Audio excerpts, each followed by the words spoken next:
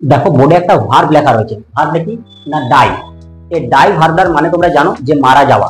এবার এই ডাই ভার্বটার সাথে যখন আলাদা আলাদা প্রিপোজিশন যুক্ত হবে তখন এই মারা যাওয়ার কারণগুলো কিন্তু পাল্টে যাবে। ডাইয়ের সাথে যখন অফ প্রিপোজিশন যুক্ত হবে তখন এটা কিন্তু কোনো যখন রোগে মারা যাবে, কোনো রোগ, সেই রোগে মারা গেলে আমরা তখন ডাই অফ বলবো। ডাই ফ্রম আমরা কখন ব্যবহার করব? যখন কেউ কোনো কারণে মারা যাবে বা কোনো কিছুর ফলে যখন মারা যাবে। যেমন ধরো কেউ অতিরিক্ত পরিমাণে জল খেয়ে ফেলেছে বা কেউ অতিরিক্ত পরিমাণে মাংস খেয়ে ফেলেছে যার ফলে সে মারা গেছে, তখন আমরা কি ব্যবহার করবো? Die from. ডাই ফর আমরা কখন ব্যবহার করব?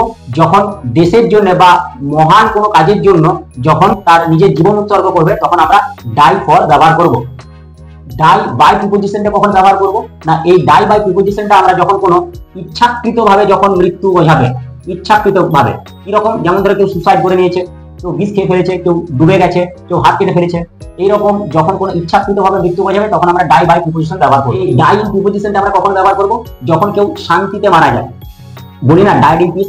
যখন কেউ কোনো যুদ্ধের কারণে মারা যাবে, যখন কেউ অ্যাক্সিডেন্টে মারা যাবে বা দুর্ঘটনায় মারা যাবে তখন আমরা ডায়েড ইন এই প্রিপোজিশনটা ব্যবহার করব। চলো কয়েকটা এক্সাম্পলের সাহায্যে আমরা জিনিসটাকে ক্লিয়ার করে নিই।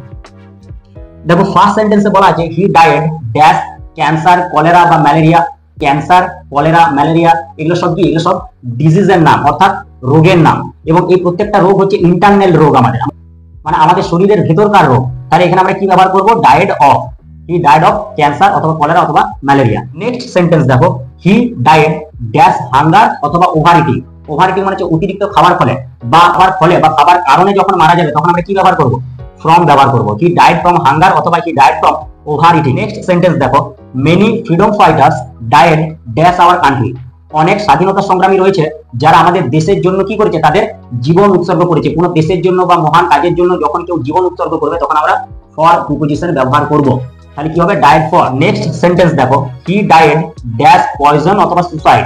কোনো সুসাইড করে বা পয়জন খেয়ে অর্থাৎ ইচ্ছাকৃতভাবে মারা গেলে তখন আমরা কি ব্যবহার করব?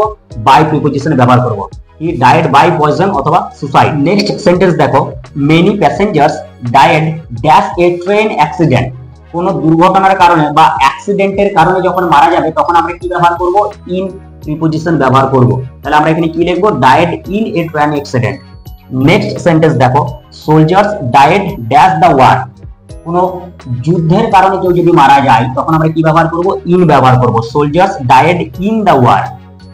এই যুদ্ধের কারণে মারা গেলে তখন আমরা তার আগে ইন ব্যবহার করব।